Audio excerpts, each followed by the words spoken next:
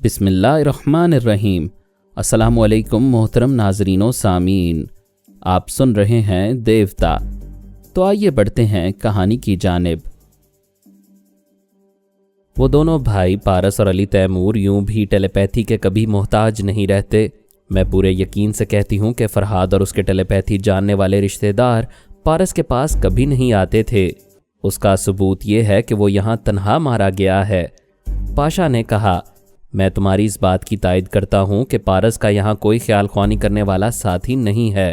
تم بھی میری بات مان لو، میں غیر معمولی سماعت کا حامل ہوں۔ میں نے کیدار شرما کی موت کے بعد اسے میز پر طبلہ بجا کر گانا گاتے سنا ہے، اور ابھی تمہاری دوبارہ آمد سے چند لمحے پہلے ارینا سے ہونے والی گفتگو میں اس کی آواز صاف طور سے سنتا رہا ہوں۔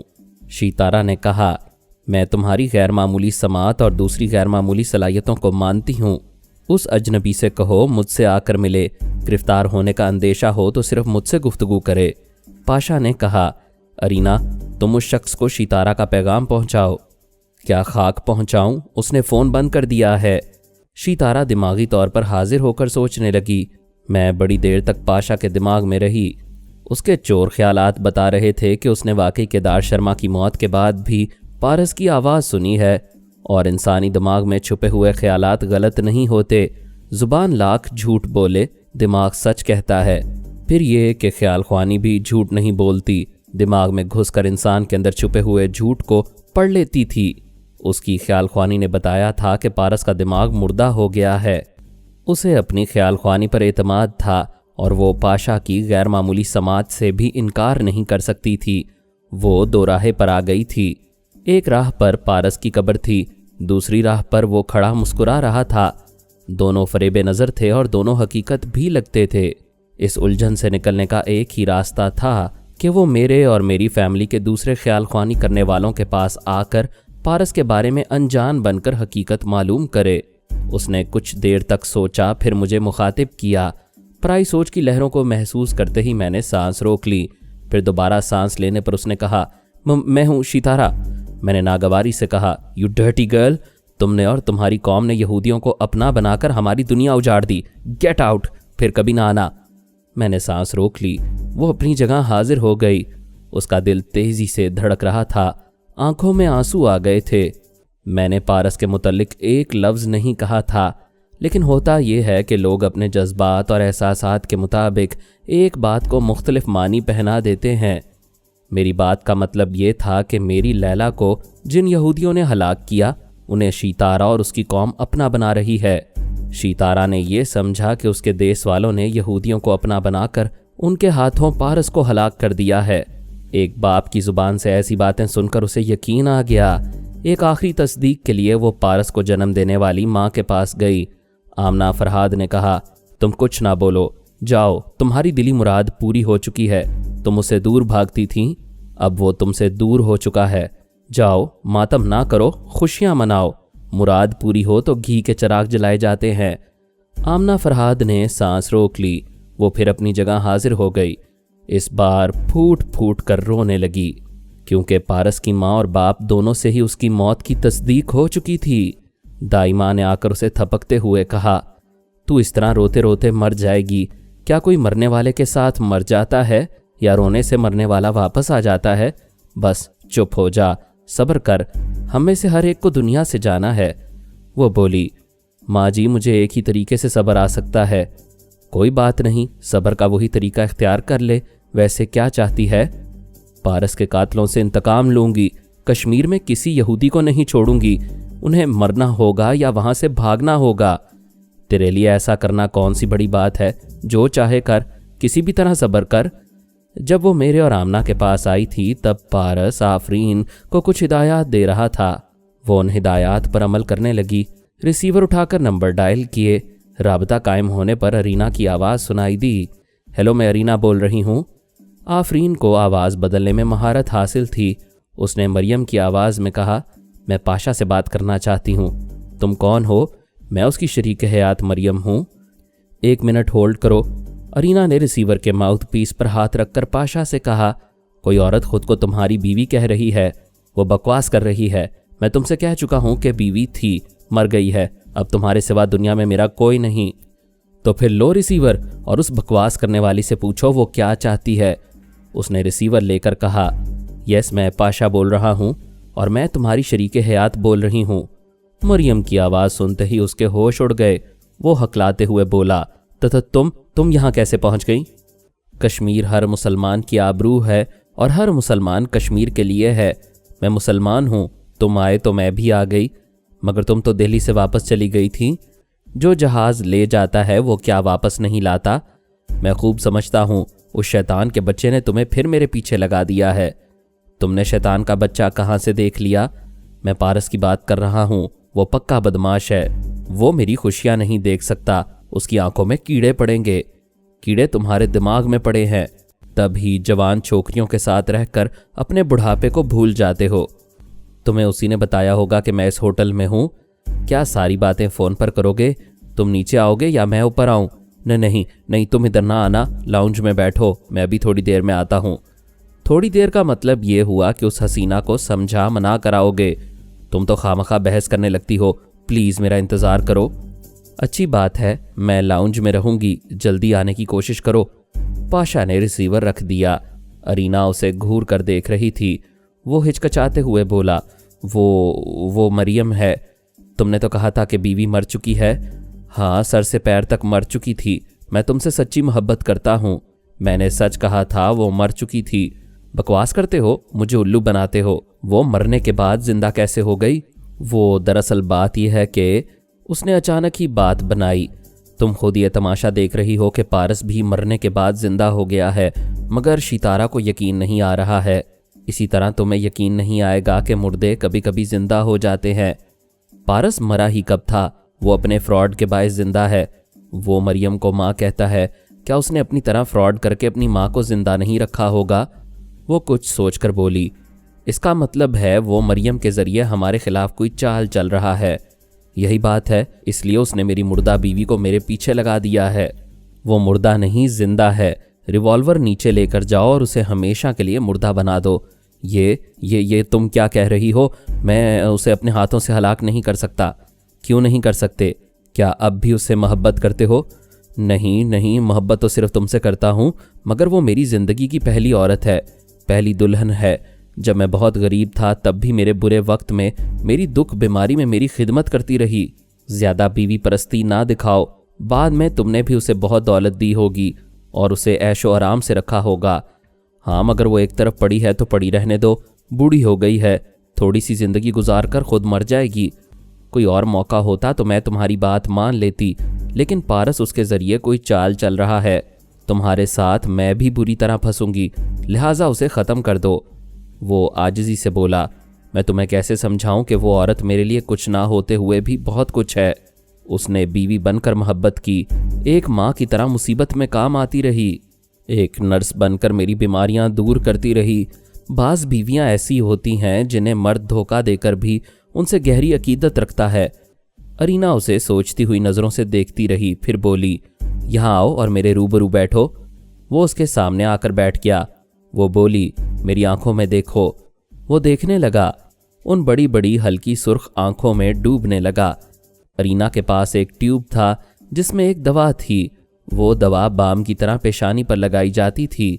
एक रात अरीना ने उसकी पेशानी पर उसे लगाते हुए कहा था, तुम मेरे दीवाने हो और दीवाना अपनी महबूबा का ताबेदार बनकर रहता है। आइंदा तुम मेरे ताबेदार बनकर रहोगे। उस दवा का असर कई हफ्तों तक रहता था। पाशा पिछली रात से उसका तलबगार और ताबेदार बना हुआ था।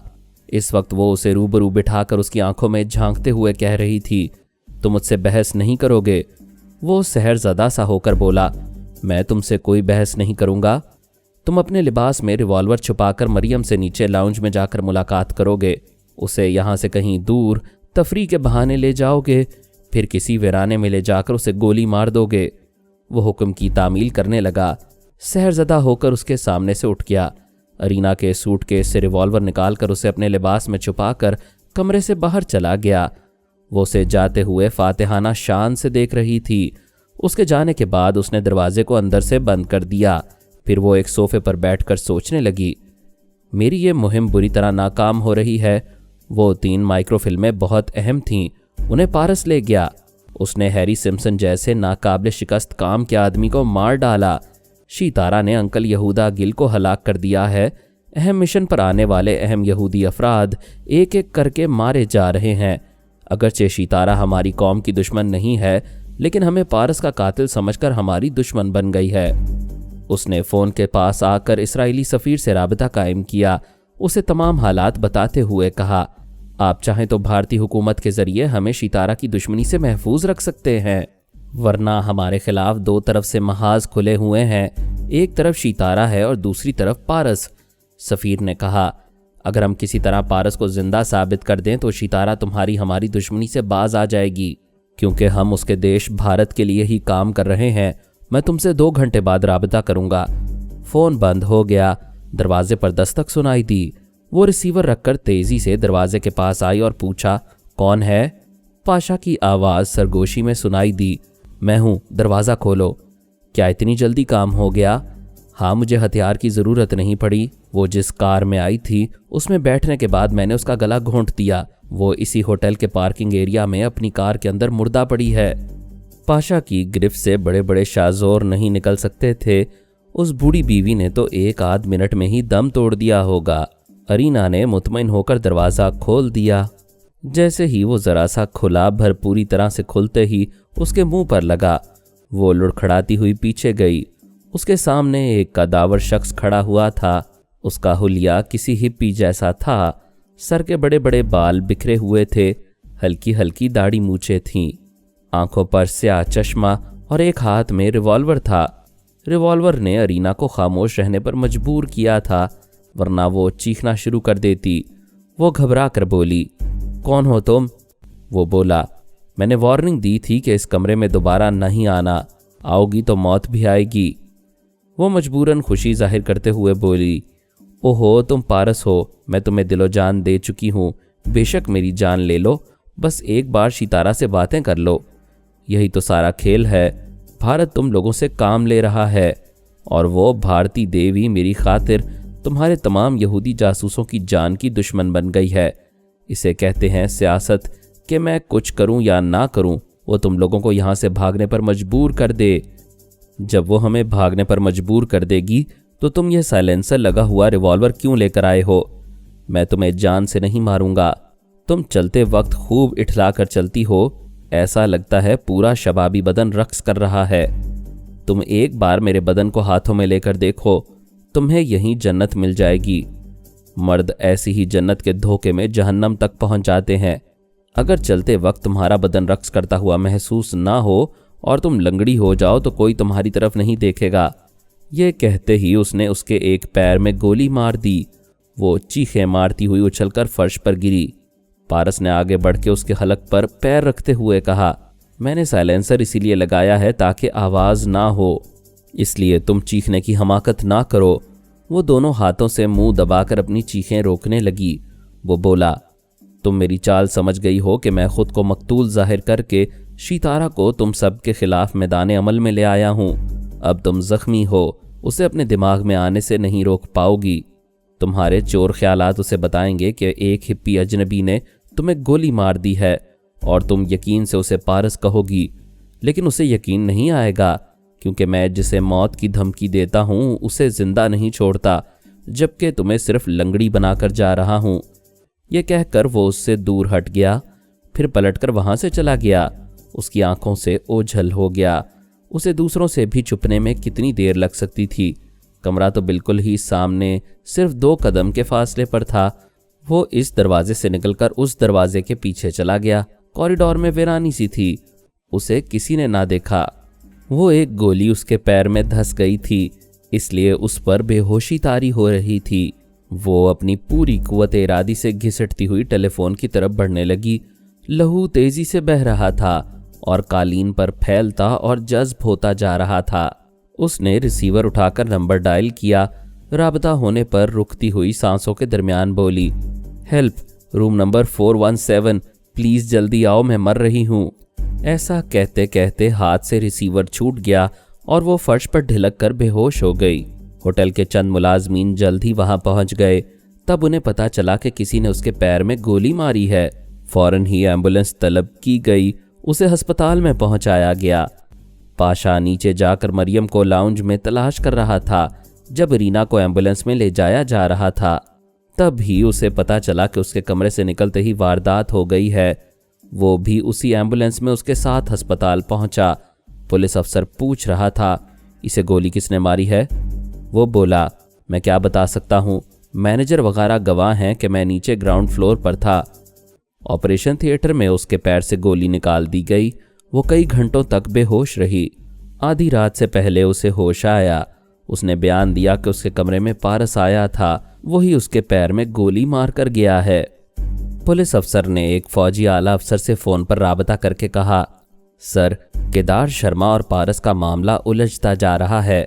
दोनों में से कौन गुम हो गया है और कौन मर चुका है, इसकी तस्दीक नहीं हो सकती।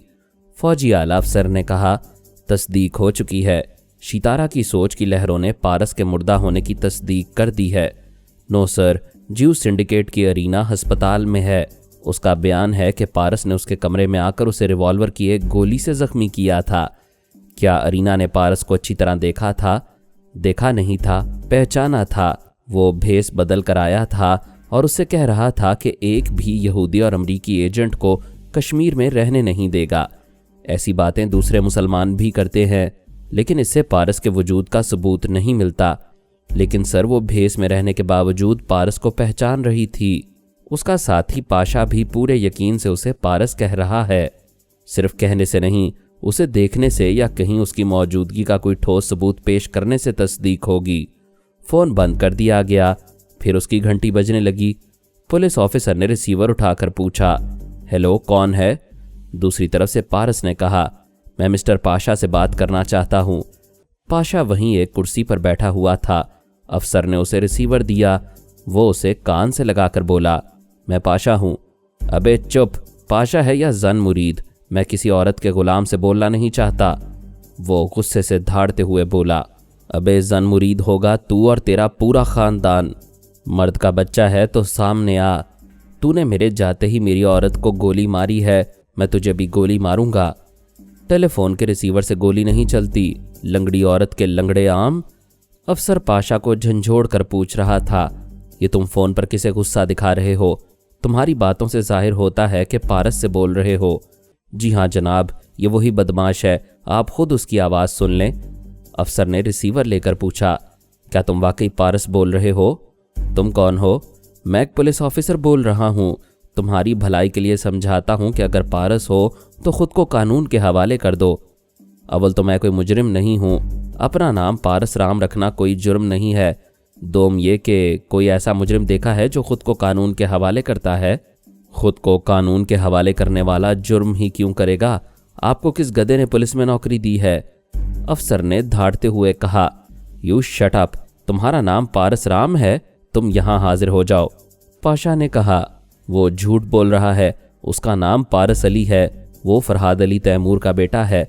वो सीधी तरह यहाँ हाजिर नहीं होगा, आप मुझे उससे बातें करने दें। उसने रिसीवर लेकर पूछा, तुम क्यों हमारे पीछे पड़ गए हो? मैं फ़ोन बंद कर रहा हूँ, तुम अपनी कुव्वत समात से मेरी बातें सुनो। फ़ोन बंद हो गया। पाशा ने हेलो हेलो कहकर पुकारा, फिर रिसीवर रखकर पारस की आवाज़ पर तवज्जो दी। वो कह रहा था, पाशा तुम क्या हो? इस बात पर गौर करो कि गैर मामूली सलाहियतें रखने से आदमी ताकतवर नहीं होता। कितने ही अफराद ने टेलीपैथी का इल्म हासिल किया, मगर वो कोई अच्छा काम करने से पहले ही खाक हो गए, क्योंकि छोटी बड़ी सलाहियतों को काम में लाने के लिए जहानत और इरादों की पुख्तगी लाजमी है, और ये तुम में नहीं है। वो नागवारी से बोला, अच्छा मैं नाकारा हूँ, तुम उस्ताद बनकर सबक ना पढ़ाओ। फिर उसे गलती का एहसास हुआ कि वो फ़ोन पर नहीं बोल रहा है और पारस उसकी कोई बात नहीं सुन सकता है, क्योंकि वो गैर मामूली समात का हामिल नहीं है। उधर से पारस ने कहा, तुम अकल की कोई बात समझो या ना समझो, मेरी आखिरी बात सुन लो। तुम अरीना से निजात पाओगे तो सितारा फिर तुम्हें गुलाम बना लेगी, क्योंकि तुम खुद अपने काम नहीं कर सकते, दूसरे तुमसे भरपूर काम ले सकते हैं। लिहाजा औरतों की गुलामी से निजात चाहते हो तो फ़ौरन कश्मीर से निकल जाओ। बस अब तो मेरी आवाज़ नहीं सुनोगे। उधर से वो खामोश हो गया। पाशा उसकी आवाज़ सुनने के लिए तवज्जो देता रहा और एक कुर्सी पर बैठा अपनी बेबसी पर पेचोताब खाता रहा। अरीना उसे अपना बॉडीगार्ड यानी हसीन जिस्म का मुहाफिज समझती थी और वो उसकी हिफाजत नहीं कर सकता था। अब पारस की चालाकी उसकी समझ में आ रही थी।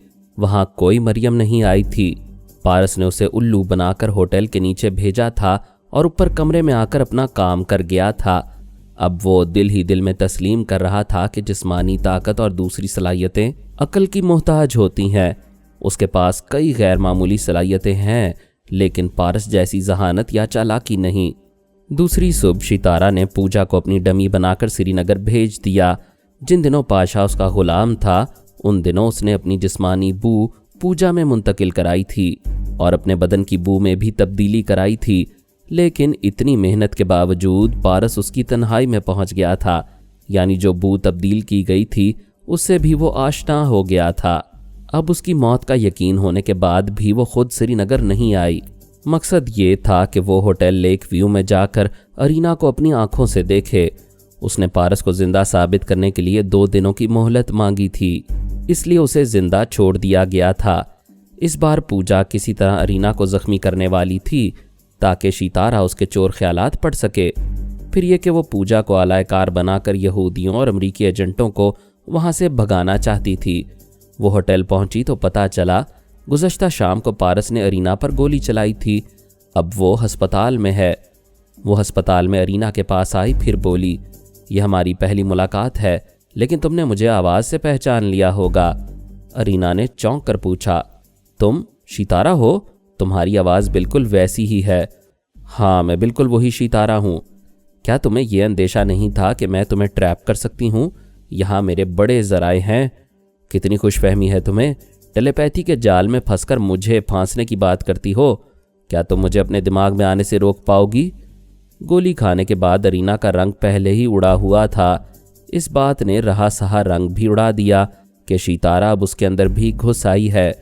ये बात वो भूल गई थी कि जख्मी होने का सबसे बड़ा नुकसान यही है, और पारस का तरीक़ाकार भी समझ में आया कि उसने उसे जान से क्यों नहीं मारा। ये जिंदगी मौत से भी बदतर थी कि वो सितारा की मुट्ठी में आ गई थी। सितारा ने पूजा के जरिए हंसते हुए कहा, तुम दुरुस्त सोच रही हो। टेलीपैथी के जाल में फड़फड़ाती रहोगी लेकिन निकल नहीं पाओगी। सितारा, तुम मुझे दोस्त बना लो तो बेहतर है, कनीज़ ना बनाओ। मैं ये तौहीन बर्दाश्त करने से पहले ही खुदकशी कर लूँगी। यही तो मुश्किल काम है कि अब तुम अपनी मर्जी से मर भी नहीं सकोगी। यकीन ना हो तो सरहाने फल काटने का चाकू रखा हुआ है, उठाओ और उसे अपने सीने में घोंप लो। जिंदा रहोगी तो मेरे इशारों पर नाचती रहोगी। अरीना ने सर घुमाकर फलों के पास रखे हुए चाकू को देखा, फिर उसकी तरफ हाथ बढ़ाना चाहा, लेकिन हाथ अपनी जगह से हरकत ना कर सका। उसने दूसरी बार फिर वैसी ही नाकाम कोशिश की, फिर पलटकर पूजा को देखा। वो मुस्कुराकर बोली, अच्छा उठा लो चाकू। इस बार उसके हाथ ने हरकत की। उसने चाकू को उठा लिया। पूजा ने कहा, लेकिन तुम इसे इस्तेमाल नहीं कर सकोगी। अरीना किसी के भी ज़ेरे असर रहने को अपनी तौहीन समझती थी। फिर टेलीपैथी की तो ऐसी जालिम गिरफ्त थी कि आइंदा शायद ही वो सितारा से निजात हासिल कर पाती। उसने चाकू के तेज और जानलेवा फल को अपने सीने में पैवस्त कर लेना चाहा, लेकिन अचानक ही बेख्तियार उस चाकू को दूर एक तरफ फेंक दिया। पूजा ने एक कहकहा लगाकर कहा, मैं पहले ही कह चुकी हूं कि तुम अपनी मर्जी से मर भी नहीं पाओगी। अब खामोश पड़ी रहो और अपने चोर ख्यालात पढ़ने दो। वो कुछ बोलना चाहती थी लेकिन बोल ना सकी, अपने इख्तियार में नहीं थी। चुपचाप पड़ी रही। सितारा उसके ख्यालात पढ़ते ही और हैरान होती रही। किसी बदतरीन झूठे के चोर ख्यालात भी झूठ नहीं बोलते, क्योंकि सच दिमाग के अंदर छुपा रहता है। अरीना के अंदर छुपे सच ने बताया कि केदार शर्मा की मौत के बाद पाशा ने उसकी आवाज़ सुनी थी। फिर पिछले दिन वो कासिम के दिमाग में थी, और अरीना जिस अजनबी से फ़ोन पर बातें कर रही थी वो असल में पारस ही था और आवाज़ बदलकर धोखा दे रहा था। पिछली रात वो एक हिप्पी के भेस में आया था और अपनी चालबाजी बता रहा था कि वो खुद को मुर्दा जाहिर करके सितारा की मोहब्बत और दुश्मनों के खिलाफ जज्बा इंतकाम को भड़का रहा है। अब सितारा अपने महबूब पारस के कत्ल का इंतकाम लेने के लिए यहूदियों और अमरीकी एजेंटों को कश्मीर से भगाएगी। दिमाग के अंदर छुपी हुई इन सच्चाइयों ने सितारा के अंदर फिर एक बार उम्मीदों के लाखों चिराग रोशन कर दिए। वो दिमागी तौर पर हाजिर होकर खुशी से बिस्तर पर लोटपोट होने लगी। اگرچہ اس کے اندر یہ سوال چیخ رہا تھا کہ اس کی سوچ کی لہروں کو پارس کا دماغ کیوں نہیں ملا ہے۔ اب اس کا جواب سمجھ میں آ رہا تھا کہ شاید تنویمی عمل کے ذریعے پارس کی آواز اور لہجے کو بدل دیا گیا ہے، اس لیے پہلی آواز اور لہجہ ختم ہو چکا ہے اور اس اختتام کو وہ پارس کی موت سمجھ رہی ہے۔ پھر ایک سوال پیدا ہوا کہ وہ پہلے والی آواز پاشا اور ارینا کو اب بھی کیسے سنائی دیتی ہے جبکہ وہ تو ختم کر دی گئی ہے۔ اس کا جواب سمجھ میں آیا کہ پارس کے سابقہ لہجے اور آواز کو صرف خیال خوانی کرنے والوں کے لیے ختم کیا گیا ہے۔ صرف شیتارہ ہی نہیں، کوئی بھی خیال خوانی کرنے والا سابقہ آواز اور لہجے ہی سے پارس کو نہیں پا سکے گا۔ دائی ماں کمرے میں آئی تو وہ بستر سے چھلانگ لگا کر دوڑتی ہوئی اس سے آ کر لپٹ گئی۔ وہ بیچاری گرتے گرتے بچی، اس طرح بچی کہ شیتارہ نے اسے سمیٹ رکھا تھا۔ وہ بولی، اری کیا ہو گیا؟ ایسے لپٹ رہی ہے کہ میرا دم گھٹ رہا ہے۔ ماں جی وہ زندہ ہے، پارس زندہ ہے۔ وہ خوش ہو کر بولی، کیا کہہ رہی ہے؟ کیا تو نے اس سے رابطہ کیا ہے؟ بات کی ہے؟ میں نے براہ راست اس سے بات نہیں کی، وہ ارینا اور پاشا سے چھپ کر رابطہ کرتا ہے۔ میں نے ارینا کے دماغ میں گھس کر ساری حقیقت معلوم کر لی ہے۔ وہ میری محبت اور جذبات سے کھیل رہا ہے، میرے ذریعے اپنے دشمنوں کو کشمیر سے بھگانا چاہتا ہے۔ وہ بول رہی تھی، ہنس رہی تھی اور ہنستے ہنستے ناچ رہی تھی۔ دائی ماں نے کہا، بھگوان تجھے دنیا کی ساری خوشیاں دے، تیری محبت کو سلامت رکھے۔ تو نے فریب کھا کر ہاتھوں کی چوڑیاں توڑ ڈالی تھیں، میں ابھی جا کر نئی چوڑیاں لاتی ہوں۔ وہ چلی گئی۔ شیتارہ نے پوجا کے پاس آ کر پوچھا، خیریت ہے؟ کوئی کام تو نہیں بگڑا؟ نہیں، یہ ارینا بڑی دیر سے آنکھیں بند کیے پڑی ہے، اس لیے کوئی مسئلہ پیدا نہیں ہوا۔ شیتارہ نے اس کے اندر پہنچ کر دیکھا، وہ کمزوری کے باعث سو گئی تھی۔ اس نے پوجا کے پاس آ کر اسے پارس کے بارے میں خوشخبری سنائی۔ پوجا نے کہا، مبارک ہو دیدی، اس خوشی کے موقع پر میری ایک بات مان لیں، آپ اس کے بغیر نہیں رہ سکیں گی۔ اب وہ کہیں ملے تو اس سے شادی کر لیں۔ پوجا، میری جان اس کے لیے ہے، لیکن میں برہمن ہوں، ایک مسلمان سے شادی نہیں کر سکتی۔ تو پھر اس روز تم نے اپنی چوڑیاں کیوں توڑ دی تھیں؟ ایک بیوہ کی طرح سفید ساڑی کیوں پہن لی تھی؟ کیوں اپنے آپ کو فریب دے رہی ہو دیدی؟ اپنا حسن و شباب سب کچھ تو دے چکی ہو، اب ذات پات کہاں رہی؟ میں یہ سب کچھ مانتی ہوں، ہم سارے انسان ہزار گناہ کرنے کے باوجود اپنی اپنی جگہ ہندو، مسلمان، یہودی اور عیسائی ہوتے ہیں۔ میں ہر طرح پارس کی ہونے کے باوجود ایک ہندو برہمن ہوں اور مرتے دم تک رہوں گی۔ وہ میرا دل، میری جان اور میرا بدن لے سکتا ہے مگر دھرم نہیں لے سکے گا۔ یہ تمہاری اپنی سوچ ہے، میں بحث نہیں کروں گی۔ میرے لیے کیا حکم ہے؟ میں نے پوری طرح تمہیں اپنی ڈمی بنا دیا ہے۔ میری جتنی ڈمی عورتیں ہیں وہ سب میری ماتحت ہیں، مگر تم میری چھوٹی بہن ہو۔ میں تمہیں حکم نہیں دیتی ہوں، تمہیں ٹریننگ دے رہی ہوں۔ تم بہت اچھی ہو دیدی، بولو اب کیا کرنا ہے؟ شیتارہ نے کہا، ہوٹل لیک ویو بہت اہم ہو گیا ہے۔ پارس کی موت وہاں کی چھت پر ہونے والی تھی، مگر اسے مارنے والے دشمن اور گرفتار کرنے والے فوجی وہاں مارے گئے۔ اسی ہوٹل کے کمرے سے مائکرو فلمیں چرائی گئیں اور وہیں ارینا کو زخمی کر کے ہسپتال پہنچایا گیا۔ تم بتاؤ اس سے کیا ظاہر ہوتا ہے؟ پوجا نے کہا، اس سے یہ بات میری سمجھ میں آتی ہے کہ پارس کو وہاں واردات کرنے میں کچھ آسانیاں میسر آتی ہیں۔ آسانیوں سے مراد یہ ہے کہ اسے ہوٹل میں چھپنے کی کوئی جگہ مل جاتی ہے۔ تم تقریباً صحیح اندازہ لگا رہی ہو۔ میرا ذہن کہتا ہے کہ وہ اسی ہوٹل کے کسی کمرے میں رہتا ہے۔ چونکہ بھیس بدلا ہوا ہوگا اس لیے پہچانا نہیں جا رہا ہے۔ اب تمہیں بھی وہاں ایک کمرہ حاصل کر کے رہنا چاہیے۔ میں بالکل تمہاری ہم شکل بن کر آئی ہوں، وہ مجھے دور سے دیکھ کر ہی محتاط ہو جائے گا۔ ایک اور بات بھول رہی ہو کہ میں نے اپنے بدن کی مہک تمہارے اندر منتقل کی تھی، اور میں نے اپنے اندر جو مہک تبدیل کرائی تھی اس سے بھی وہ آشنا ہے۔ لہٰذا پہلے تو وہ دور ہی سے تمہیں دیکھ کر شیتارہ سمجھے گا، لیکن قریب سے گزرے گا تو سمجھ لے گا کہ تم پوجا ہو۔ دیدی، تم نے بھی کس مرد سے دل لگایا ہے، اسے تو چھپنا مشکل ہی ہے۔ وہ مسکرا کر بولی، ایسی کوئی بات نہیں ہے، تم اپنی گاڑی میں بیٹھ کر ٹنٹڈ شیشے چڑھاؤ تاکہ باہر سے گزرنے والے تمہیں دیکھ نہ سکیں، پھر تم چہرے پر ہلکی سی تبدیلی کرو، یوں تم پر میرا گمان نہیں ہوگا۔ اور بدن کی مہک کے لیے کیا کروں؟ زیادہ سے زیادہ پرفیوم استعمال کرو، بہترین پرفیوم کی کئی شیشیاں خرید کر رکھ لو، جب بھی کمرے سے باہر نکلو اپنے لباس پر سپرے کر لیا کرو، اس طرح تمہارے بدن کی قدرتی مہک خوشبو میں گم ہو جایا کرے گی۔ باہر کی کھلی فضا میں یہ اندازہ کر لیا کرو کہ وہ پرفیوم کتنی دیر تک تمہارے بدن کی مہک کو چھپائے رکھتا ہے، اسی حساب سے بار بار لباس پر اسے اسپرے کرتی رہو۔ وہ ہسپتال سے باہر آ گئی، اپنی کار میں بیٹھ کر اس کے ٹنٹڈ شیشے چڑھا دیے، پھر ستارہ کی ہدایات پر عمل کرنے لگی۔ چہرے پر اچھی خاصی تبدیلی کرنے کے بعد وہ ایک بڑے جنرل سٹور میں آئی اور پرفیوم کی کئی شیشیاں خرید لیں۔ لیک ویو ہوٹل پہنچنے کے بعد کار سے باہر آنے سے پہلے اس نے لباس پر خوشبو سپرے کی، پھر ہوٹل کے اندر آئی۔ اس دوران شیتارہ نے مینیجر کے اندر رہ کر پوجا کے لیے اسی چوتھی منزل پر ایک کمرہ ریزرو کروا دیا تھا جہاں پارس اور ارینا آمنے سامنے والے کمرے میں رہتے تھے۔ ڈاکٹر محمد انیب سلیمی کے ساتھ مزید اقساط سننے کے لیے ہمارے چینل کا سبسکرائبر بنیں اور ساتھ ہی بیل آئیکن کو کلک کریں تاکہ آپ کو ہر آنے والی نئی ویڈیو کے متعلق نوٹیفیکیشنز ملتی رہیں۔ ہماری ویڈیوز کو لائک اور شیئر کریں اور ہمیں اپنی دعاؤں میں یاد رکھیے گا۔ ISI اور پاک آرمی زندہ باد، پاکستان پائندہ باد۔ ہم پھر ملیں گے انشاءاللہ ایک نئی قسط کے ساتھ، تب تک کے لیے اللہ حافظ۔